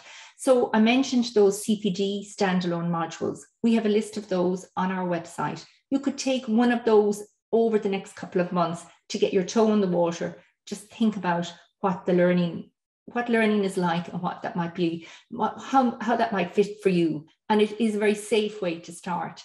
Similarly, the micro-credentials, the short courses are a similar length and might be of interest to you. The Foundation Diploma and Access There is a special run of that starting in March. Kathleen might come back to us just towards the end of this presentation just about details of that. The other thing I would say is, you know, for those of you who are in the workplace and who have opportunities to take on the job training opportunity, go for it. You know, all of this is improving your skill set and will support you in your course going forward. And there are free courses. So these are called MOOCs. They're open online courses. It's worth taking a look at those on the web and just see what might interest you. And finally, I'd say there's so many non-formal learning opportunities in today's world. Perhaps you're somebody who is involved in a GAA coaching, or you might be involved in a community organization. There are other non-formal, you know, not credited by university, but just ways in which you can improve your skill set. I'd say go for those opportunities, avail of them, because they'll all enhance your skills when you do move on and do a more accredited program. And finally, our contact details are listed. Our phone number is there and our Adult Learning generic email address. But a great place is our website, just to take a browse and see what's happening. And we are very happy to talk to you at any point. Email us and we'll set up a time to call. We'll also be organising our own information evenings towards May, June time of this year. So keep an eye out for those as well if you think a part-time option is for you. So I'm going to stay with the panel this evening. I'm going to be available, and I know that there's been a lot of questions in the chat, so really appreciate your interest, and thanks to the team, Tricia, Rosie and Louise for keeping that show on the road while I've been talking away here. Thanks. Thanks, Kathleen. Thanks so much, Nuala. Thanks a million. I'll stop sharing now. You're okay. Thanks a million. That was Nuala McGuinn from the Centre for Adult Learning and Professional Development, and there's huge amount of programs, part-time courses as well as full-time courses in NUI Galway. We're going to introduce our second panel of students. I'm going to start with Cheryl Mellett, who is studying law at the moment. Cheryl, are you still with us? Yeah. I am indeed. How are you? Do you want to give now. a brief description of how you came into NUI Galway and your experience? Yeah, so I done the Access Programme in Ballinasloe part-time in 2018, and I then applied for the civil law degree, and I'm currently third year civil law. I'm on placement this year for the full year with the Irish Council for Civil Liberties. And so far so good. I'm really, really enjoying the course, and the placement has been fantastic as well. So yeah, and I would just say to some people who are in doubt maybe about going back to full-time education, which I was, I think the Access course is an excellent way to approach that. It gave me a great flavour for college life. It introduced me to, a lot of people have spoke about technology and that of Blackboard, and I got to do some lectures and exams and stuff. So it really prepares you for the kind of bigger course you might be intending to embark on if you're a bit nervous or quite a long time out of full-time education. Yep, that's good. Yeah, then that is great. I mentioned that there is Access courses, outreach. We have it in Sligo, Ballinasloe, and Carrowrose through Irish, and our foundation evening courses then are 2 evenings a week in NUI Galway, and one of them is starting. We're running it hopefully in February. The closing date is the 1st of February. So email me with if you want further details on that. It is a good stepping stone for people that have been out of college for a long time. Cheryl, what were the challenges you found when you came into the university as an undergraduate student? To be honest, I didn't really find that many challenges. I really felt very prepared from the Access course, and I actually almost found that I was nearly a step ahead of even the younger students coming in, because they were trying to find their ways around the Blackboard system and getting used to, they were used to rote learning in school, whereas the Access course teaches you college life is very different. Like I have about 14 hours a week of lectures, and a lot of it then is you have to go away and do the research and put in the work yourself. So I've been quite disciplined from the Access course in that respect, and doing my research and studying and assignments and stuff, whereas that was quite new to the younger students come in who had been used to sitting in a classroom 9 o'clock to 3:30, go home and do an hour's homework and learn things off. So I actually felt quite prepared and a little bit of a step ahead. Yeah, it's great to know. Eugene, are you still with us? I might bring Eugene in. He has actually completed his BA degree in archaeology and Celtic civilization, and also has a Master's of Arts degree in landscape archaeology. How are you, Eugene? Can you hear us? I don't know if Eugene can hear us. He's in slow-mo. We might bring Tendai in. Tendai, if you're still there. Tendai is studying. Oh, you're with us, Eugene. How are you? Thanks for having me. Yeah, you seem to be having technical difficulties there, Eugene. We'll give you a few minutes. Tendai, do you want to come in there and we give Eugene? Here. Can you hear me? No, you're not coming through very clear, Eugene. Okay. We'll take Eugene and we'll come back to you in a few minutes. Tendai, how are you? It's good to see you. I'm doing really well. And it's poor Eugene. Yeah. Yeah, go ahead, Tendai. Yeah, I think I've muted him. Sure, no problem. Yeah, no, it's fantastic to see everybody, and awesome that the college is continuing to reach out to folks and just letting them know that there's so many different ways into getting an education. And I, for one, never would have thought that I'd ever be in university, and that's the truth. And I used to walk past NUI nearly every day, you know, and it was literally just, it wasn't even a dream, I'll be honest with you. I just couldn't fathom myself being in university, couldn't fathom myself even being able to afford it, let alone do the work, etc. But came across the Access course in the newspaper, and I'm here now. Yeah, that's great. And what kind of highs and lows can you remember back from when you started? I think for me, my biggest challenge was just personal insecurity. Like I said, it's very difficult to be able to dream of something or see yourself doing something if it's just that far, you know. But you know, the supports that the college, you know, have is fantastic. For anyone that's watching, I will tell you firsthand, this is not a marketing ploy, it's not a gimmick, it's not, trust me, the fact that you're on this Zoom call, you've already taken the first step. You know, just apply. You ain't got nothing to lose, you know, and just everything to gain. Earlier on, you know, someone spoke about how some of the subjects you need an aptitude for maths. So I do in global commerce, and I'd never done accounting in my life.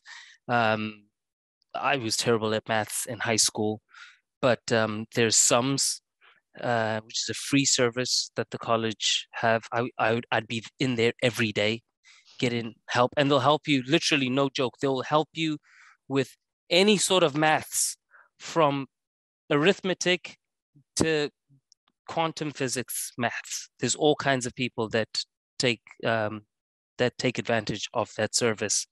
There's also earlier on was spoken about having a good standard of English for a lot of the courses, etc. I'm originally from Zimbabwe, and I can tell you that the college have the Academic Writing Center. So they'll assist you, you know, with things like grammar, help you get your essays, you know, to a tertiary level where you can put across and express yourself in an academic way. With accounts, like I said, I'd never done accounts before, but here I am. There's labs that they do. If you're doing a course that involves accounting, so I did global commerce, and they literally just go through everything step by step by step. So you can learn anything. You can learn anything if you want to do it, and just step by step. And for some of the courses, like I'll keep referring to myself and using myself as an example.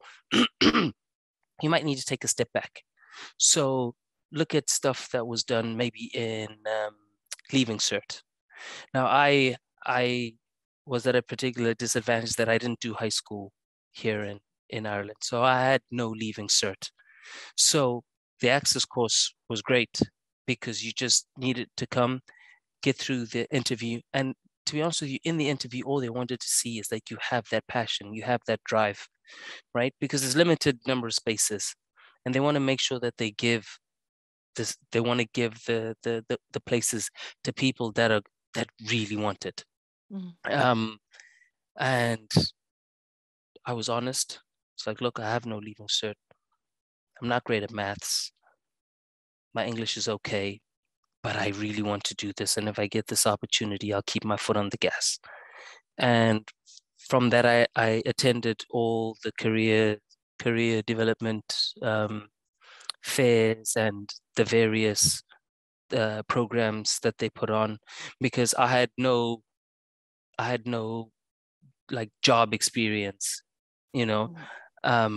So I needed to make sure that I'm studying something that's going to help me get some form of a career, as opposed to studying something where I find that at the end of 4 years, every job application I put in is asking me for experience that I don't have. And so dealing close and just being honest with the Career Development Center folks is like, okay, this is my situation. They're like, okay, let's look at this, let's look at this, let's look at this. And the great thing as well about going through your education at NUI and going through the mature students is the placements that you're going to get via the college are going to be high quality. So you're going to get work experience in firms and businesses that you may not ordinarily have been able to just walk in and apply and get your work experience. So my work experience was with one of the big 4 firms, and the big 4 firms are, you know, there's 4 accounting firms largest in the world. So like really soak that in, right? So here's a guy that's not from here, never done accounting before, maths was not great, etc., and ended up in a placement in a big 4 firm, right? So just from step-by-step learning and using all the resources that the university has. I think the way that we should look at the university is like a big buffet, right? And you can go and sample and pick all the food in the buffet, right? It's up to you to make full use and fill your plate. Because if you don't use all the resources that are there, they go to waste, right? And you miss out on a lot of opportunities yourself. So I wrote down some notes as I was listening to everybody else. You know, the guys doing occupational therapy, you know, spoke about how, you know, there's certain grades that you needed to get. Well, to get onto the course that I ended up getting onto, the global commerce course, there was only one spot for it, for anyone that came in through Access, right? And yeah, that is a huge feat, it's a huge challenge, but the resources to help you get that place, if you really want it, are there. Yeah, that is very important. They're there, right? And at no extra cost. So you're not paying for grinds, etc. You know, you're not having to do extra. It's there. You're part of the university. Go for it. Somebody else spoke about the interaction between mature students and the non-mature students, like with group work, etc. My advice to anybody that goes in as a mature student, doesn't matter what age you are, above 23, you could be 63, doesn't matter. Just view yourself as a student. So you're not anybody's mom, you're not anybody's dad, you're not anybody's grandparent, etc. You're there, you're a student. The exact same way that the others are students. And I think when people get that vibe of you, that you're here to learn, you're here to learn from your tutors, but you're here to learn from others as well, and you have something within yourself to teach as well, to give as well, then age doesn't really play a huge role, except if you're trying to get into rag week parties and stuff like that, then I ain't got no advice for you on that one. You're gonna have to figure that out. But I would say, I'll stress the importance of eating well, of getting as much sleep as you can, and whatever exercise as you can. I very ashamed to say that I would have been one of those people that would have heard about well-being and mental health, and it would have been, I would have looked at that kind of stuff as first world stuff, because growing up in Africa, you just get things done. Doesn't matter what you're going through, you just get things done. However, I've grown to learn that doesn't matter what part of the world you're from, right? We all have souls, we all have spirits, and you have to be able to take care of that, because the will that it's going to take to get through first year, to get through second year, third year, final year, etc. And maybe you're going to go through some exams that you might fail, some things you might have to retake, and etc. All of that is going to take willpower. Yeah. And you're not going to be able to fuel yourself if you're not eating right. And eating right doesn't mean spending a whole lot of money that you don't have, buying this and that. It just means try cutting out the junk. Try actually drink a little more water, a little more fruit, a little more veg, etc. Just whatever it's going to take to keep yourself going, because you're going to have to get up every single morning, day after day after day, including weekends, late night studying, etc. And you're gonna need to feel that. And you could have all the brains in the world, but if you're not just spiritually and physically able to keep up with the grind, you're gonna struggle. I also wrote down, finances. The university helps so much.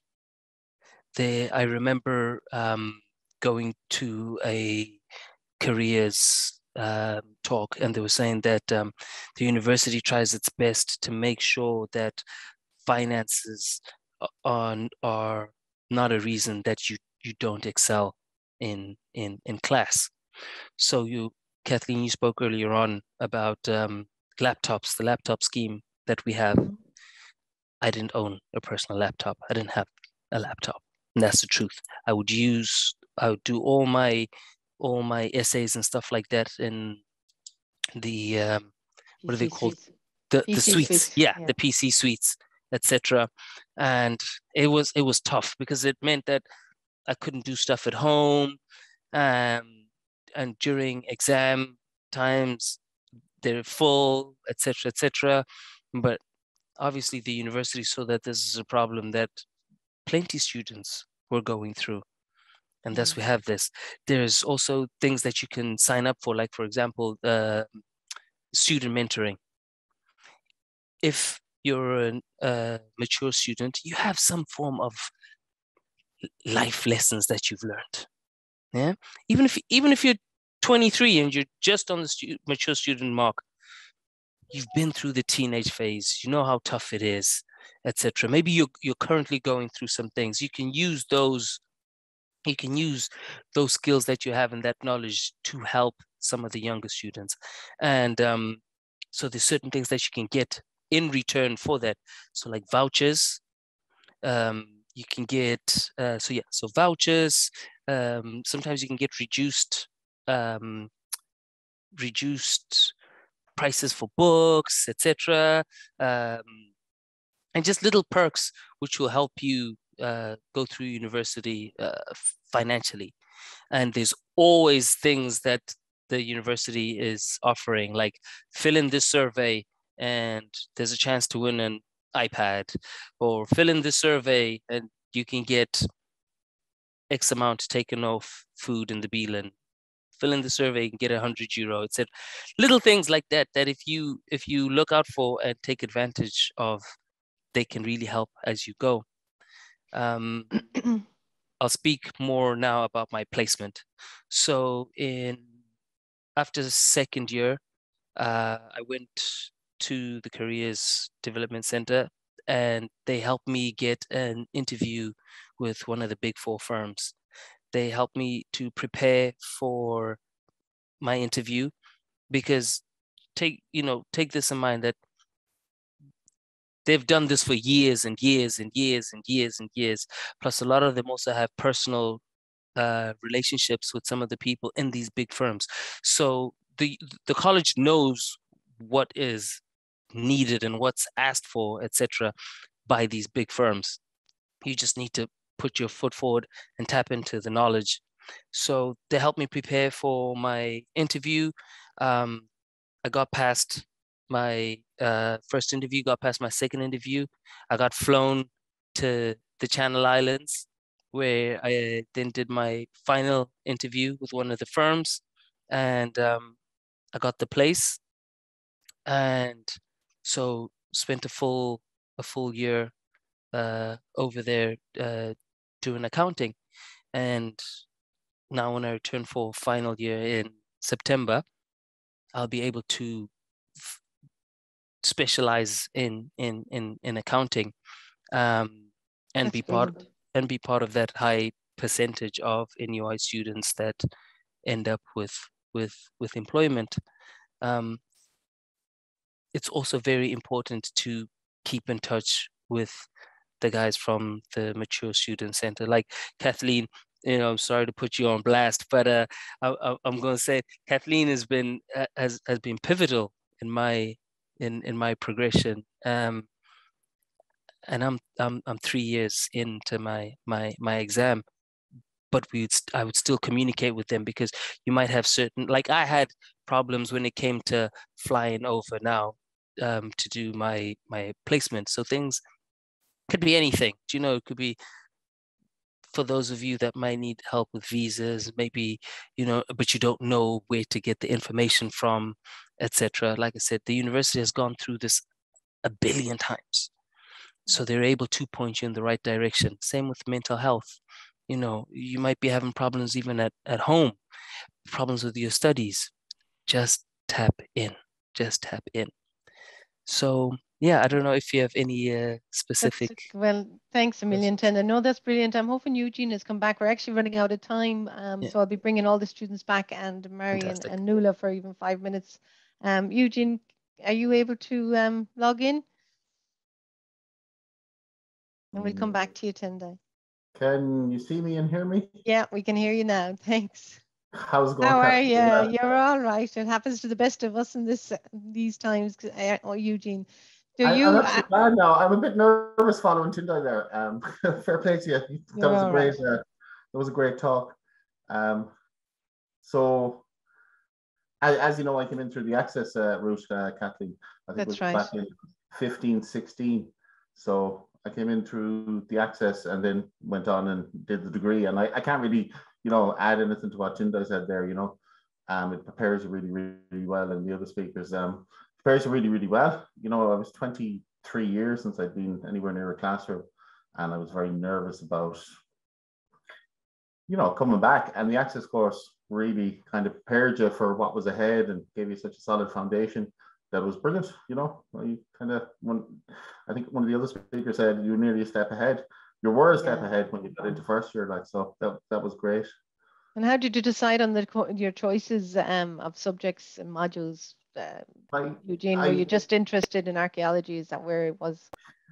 Ever since I was a kid, I had a dream. I wanted to be an archaeologist, and the opportunity presented itself when I made the decision to go back to college, and I was lucky enough to be accepted in access. And I just knew straight away history and archaeology. Although I did change to Catholic civilization because I was more interested in that part of history, to be honest. So.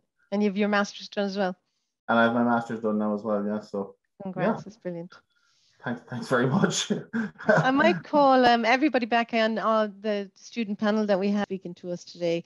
And I wanted to thank everyone personally, but behind the scenes were Siosaf McDonagh from College of Arts, Social Sciences and Celtic Studies, Aidan Larkin from College of Business and Commerce, Professor Gavin Collins from Science and Engineering, Mark Healy from Science and Engineering, Dr. Maureen Kelly from Medicine, Nursing and Health Science, Agnes Shields from College of Medicine, Nursing and Health Sciences, Mary Liddy, our Deputy Admissions Officer, Pierce Johnson from Disability Support Services, our Student College Advisors, Kelly Anne-Marie, Teresa and Mary Cairns, and the Access staff, Anna, who helped at the beginning and has been helping along the way, Daniel and Mary Serlis, and Roisin, of course, and Louise and Tricia from the Centre for Adult Learning and Professional Development. I really appreciate you all giving up your time this evening and helping us out. I could see the chat going the whole time, and we had a good few students on. So from the bottom of my heart, I really appreciate you coming on this evening.